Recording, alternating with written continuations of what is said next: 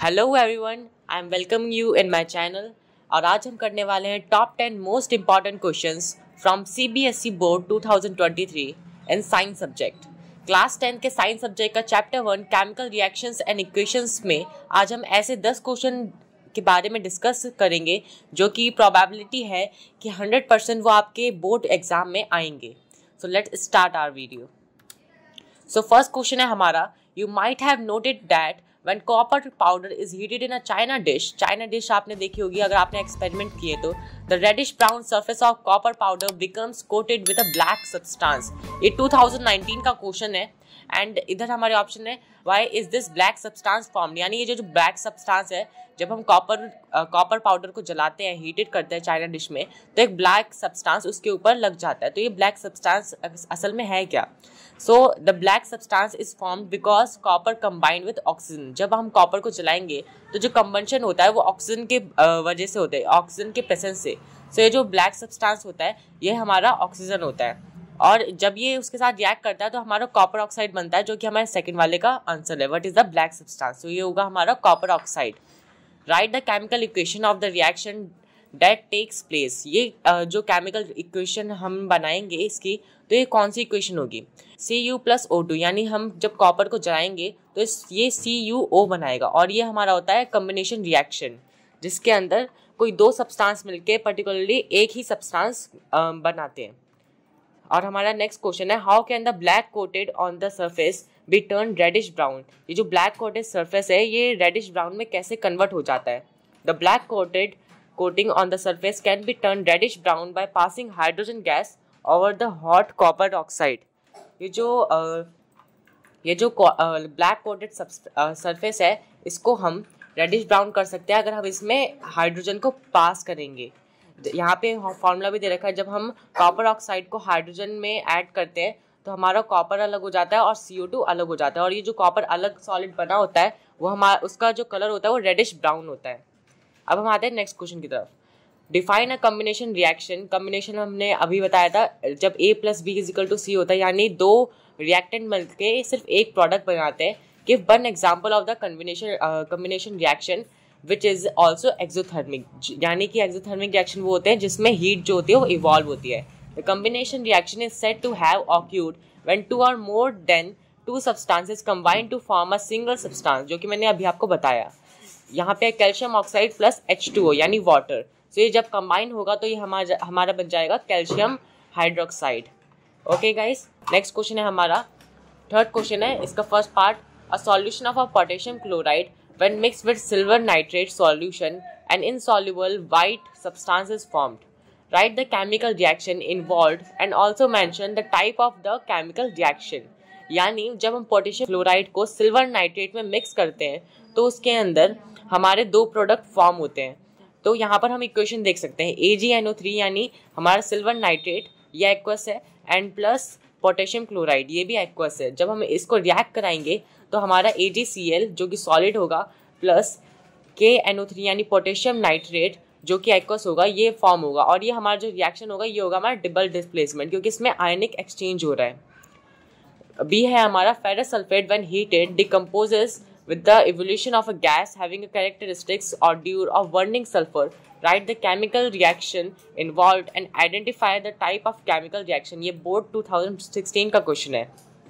इसमें पूछ रहा है कि जब हम फेरस सल्फेट को हीट करते हैं तो हमारे क्या क्या प्रोडक्ट फॉर्म होते हैं, तो हमें बताने ही कौन सा रिएक्शन होगा। जब हम फेरस सल्फेट को हीट करेंगे तो ये हमारा थर्मल डिकम्पोजिशन रिएक्शन होगा। इसके अंदर हमारे तीन प्रोडक्ट फॉर्म होते हैं, ferric oxide plus sulphur dioxide plus sulphur trioxide.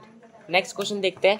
Next question है, what is observed when carbon dioxide gas is pass through the lime water for a short duration. जब हम एक शॉर्ट ड्यूरेशन के अंदर carbon dioxide को एक lime water के अंदर से पास कराते हैं तो वो मिल्की हो जाता है, जो कि हमारा होता है CaCO3 कैल्शियम कार्बोनेट।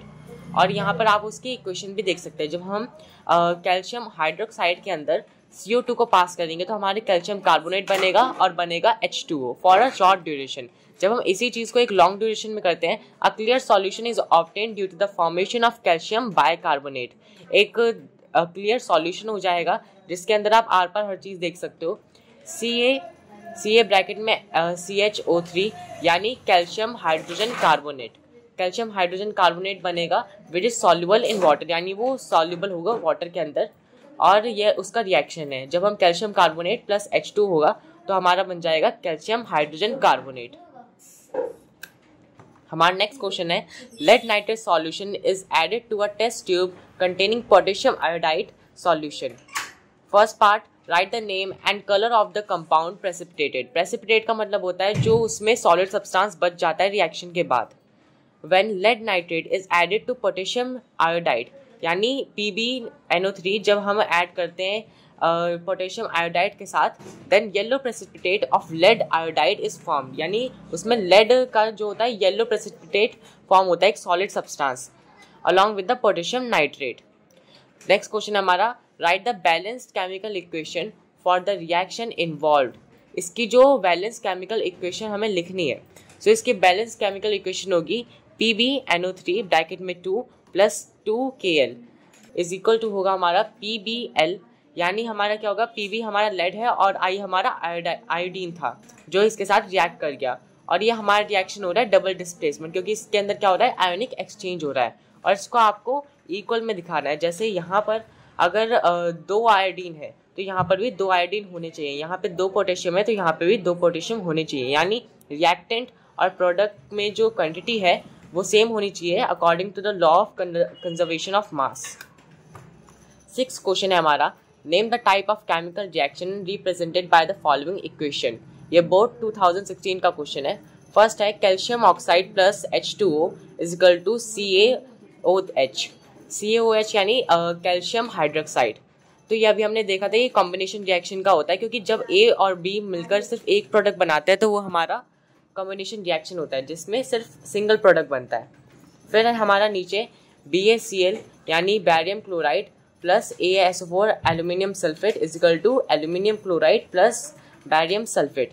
सो ये होगा हमारा प्रेसिपिटेशन रिएक्शन और double displacement reaction. Precipitation reaction मतलब ये उसके अंदर प्रेसिपिटेट फॉर्म होंगे, और ये डबल डिस्प्लेसमेंट हो रहा है क्योंकि इसके अंदर आयोनिक एक्सचेंज करके ये एक कंपाउंड के दूसरे एलिमेंट से अपना रिएक्शन कर रहे हैं और एक नया प्रोडक्ट बना रहे हैं। जैसे ये जो Ba है ये दूसरे कंपाउंड के लास्ट वाले जो एलिमेंट है उसके साथ रिएक्ट कर रहा है और एक अपना खुद का कंपाउंड बना रहा है।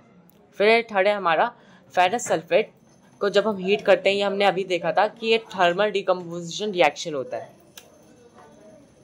7 क्वेश्चन है हमारा, जब हम 2 gram of silver chloride is taken in a China dish and the China dish is placed in a sunlight for a short time, what will be your observation in this case? Write the chemical reaction involved in the form of a balanced chemical equation. Identify the type of chemical reaction. Delhi 2019 का question है। जब हम 2 gram of silver chloride लेंगे और उसको China dish के अंदर रख कर कुछ टाइम के लिए सनलाइट के अंदर छोड़ देंगे, तो जो सिल्वर क्लोराइड होगा उसका कलर ग्रे हो जाएगा due to the decomposition reaction. Decomposition reaction की 3 टाइप्स होते हैं हमने देखा था, और ये वाला जो जब हम सनलाइट के अंदर रखते हैं तो ये हमारा फोटोलाइटिक डिकम्पोजिशन होता है। That decomposition silver chloride into silver and chloride, यानी जब हम उसको सनलाइट के अंदर रखेंगे तो उसके अंदर फोटोलाइटिक डिकम्पोजिशन होगा और सिल्वर अलग हो जाएगा और क्लोरीन अलग हो जाएगा। यहाँ पे इसका हमें केमिकल इक्वेशन दे रखी है। जब AgCl सॉलिड होता है, जब हम उसको सनलाइट के अंदर रखते हैं तो Ag अलग हो जाता है सॉलिड में और क्लोरीन गैस के रूप में बाहर निकल जाता है। 8th क्वेश्चन है हमारा, list 4 observation that help us to determine whether a chemical reaction has taken place. ये काफ़ी इजी क्वेश्चन है, 2012 में आया था बोर्ड में। फर्स्ट है हमारा एवोल्यूशन ऑफ गैस, यानी जब भी एक केमिकल रिएक्शन होता है तो गैस का एवोल्यूशन होता है। जब उसको हम हीट करते हैं या फिर वो हीट लेता है तो कुछ ना कुछ गैस या फिर वाटर या फिर उसके कलर में एक्सचेंज या फिर उसके टेम्परेचर में चेंज, ये सब आम सी बात होती है। तो ये आप लिख सकते हो evolution of gas, change in temperature, change in state, उसकी state solid liquid gas change होती रहती है, एक्वस में भी आ गई है। चेंज इन कलर, उसका कलर भी चेंज होता रहता है। जैसे आयरन को जब आप कॉपर सल्फेट के साथ रिएक्ट करोगे तो उसका भी कलर चेंज हो जाता है। नेक्स्ट क्वेश्चन हमारा, identify the type of reaction taking place in each of the following cases and write the balanced chemical equation for the reaction। यहाँ पे हमें ये जो केमिकल यहाँ पे हमें क्या करना है, ये जो हमें दे रखा है इसको हमें केमिकल रिएक्शन बनाना है और इनको बैलेंस कर कर लिखना है और इनका टाइप बताना है कि कौन सा है। तो zinc react with silver nitrate to produce zinc nitrate and silver. तो यहाँ पे आ जाएगा, ये क्या होता है हमारा डिस्प्लेसमेंट रिएक्शन होता है जिसके अंदर Zn प्लस AgNO3 यानी सिल्वर नाइट्रेट रिएक्ट हो रहा है इसके साथ और बना रहा है ZnNO3 ब्रैकेट में 2 प्लस 2Ag। इसके अंदर क्या हो रहा है कि जो सिल्वर है वो लेस रिएक्टिव है और जो जिंक है वो ज़्यादा रिएक्टिव है। तो जिंक जो होगा वो नाइट्रेट के साथ रिएक्ट कर देगा और एक नया प्रोडक्ट बनाएगा, और जो ये लेस रिएक्टिव है ये अलग हो जाएगा। तो ये होता है हमारा डिस्प्लेसमेंट रिएक्शन। सेकंड देखते हैं, potassium iodide react with lead nitrate to produce potassium nitrate and lead iodide. जब हम पोटेशियम आयोडाइड को रिएक्ट कराते हैं लेड नाइट्रेट, ये हमारा पोटेशियम आयोडाइड है और ये हमारा लेड नाइट्रेट, जब हम इसको रिएक्ट कराएंगे दोनों ही एक्वस है तो हमारे पास फॉर्म होगा लेड आयोडाइड और पोटेशियम नाइट्रेट, जो कि होता है हमारा डबल डिस्प्लेसमेंट रिएक्शन, और इसको हम प्रेसिपिटेशन रिएक्शन भी कह सकते हैं। लास्ट हमारा है, can a displacement reaction can be a redox reaction, explain with the help of an example. क्या जो डिस्प्लेसमेंट रिएक्शन होता है वो एक रिडॉक्स रिएक्शन हो सकता है? हमें इसे एग्जाम्पल के साथ शो करना है। तो हम एक कंसिडर करते हैं डिस्प्लेसमेंट रिएक्शन को, जैसे Zn प्लस CuSO4 यानी जिंक प्लस कॉपर सल्फेट। जब हम इसको रिएक्ट कराएंगे तो जो ज़्यादा रिएक्टिव है वो लेस रिएक्टिव को डिस्प्लेस कर देगा और फॉर्म होगा जिंक सल्फेट प्लस कॉपर। सो इसके अंदर क्या हो रहा है, जो Zn है वो चेंज हो रहा है ZnSO4 के अंदर by lose of electrons, hence Zn has been oxidise यानी वो ऑक्सीडाइज हो चुका है। और यहाँ पर हम देख सकते हैं कि CuSO4 जो हो रहा है वो चेंज हो रहा है Cu, तो इस by gain of electron hence CuSO4 has been reduced. So इससे हम कह सकते हैं कि ये जो रिएक्शन होता है डिस्प्लेसमेंट रिएक्शन, ये रिडॉक्स रिएक्शन होता है। फिर नेक्स्ट क्वेश्चन है हमारा, identify the substance that are oxidised and the substance that are reduced in the following reaction. ये 2015 का क्वेश्चन है। हमें ऐसे सब्सटेंस के बारे में बताना है जो ऑक्सीडाइज्ड हुए हैं और जो रिड्यूस्ड हुए हैं। तो यहाँ पे हमें देखना है Fe2O3 plus Al is equal to aluminium oxide plus हमारा आयरन, हमारा नीचे हमारा lead oxide plus carbon is equal to lead अलग हो गया और कार्बन डाइऑक्साइड अलग हो गई है। यहाँ पे हम देख सकते हैं कि जो फेरिक ऑक्साइड है वो यहाँ पे जाके खाली आयरन बन गई है, और यहाँ पे ये जो एल्यूमिनियम है यहाँ पे जाके उसके साथ ऑक्सीजन ऐड हो गया है। तो यहाँ पे जाके जब ऑक्सीजन ऐड होगा तो ये ऑक्सीडेशन होगा, और यहाँ पे जाके जब ऑक्सीजन रिड्यूस होगा तो ये रिडक्शन होगा। तो Fe2O3 is getting reduce to Fe and Al is getting oxidise to Al2O3। Next है हमारा लेड ऑक्साइड प्लस कार्बन। जो कार्बन है वो यहाँ पे जाके कार्बन डाइऑक्साइड में चेंज हो रहा है, यानी वो ऑक्साइड यानी उसके अंदर ऑक्सीडेशन हो रहा है और वो ऑक्सीजन से ऐड हो रहा है। तो PbO है यानी लेड ऑक्साइड, वो लेड में कन्वर्ट हो रहा है, यानी कि वो माइनस कर रहा है ऑक्सीजन को। सो इससे हम पता लगा सकते हैं कि ये रिडक्शन हो रहा है ऑक्सीजन का। So PbO is reduce to Pb and C is oxidise to CO2। So इससे हम पता लगा सकते हैं कि यहाँ पे ऑक्सीडेशन और रिडक्शन एक साथ हो रहा है, तो ये रिडॉक्स रिएक्शन है। सो ओके गाइज, यहाँ पर हमारा क्लास 10th का साइंस का फर्स्ट चैप्टर खत्म होता है। उसके 10 इंपॉर्टेंट क्वेश्चन हमने कवर कर लिए हैं। आगे मैं इसके साइंस के सारे चैप्टर्स को कवर करूंगा, टॉप 10 क्वेश्चंस हर चैप्टर के मैं आपके लिए लेकर आऊँगा ताकि आप CBSE की अच्छे से तैयारी कर सकें। और आप ये वीडियो अपने फ्रेंड के साथ शेयर कीजिए जो क्लास 10th में पढ़ रहे हैं और बोर्ड 2023 की तैयारी कर रहे हैं। और अगर आपको हमारी वीडियो पसंद आई है और आप ऐसी ही वीडियो देखना चाहते हैं तो हमारे चैनल को सब्सक्राइब कीजिए और लाइक कीजिए इस वीडियो को।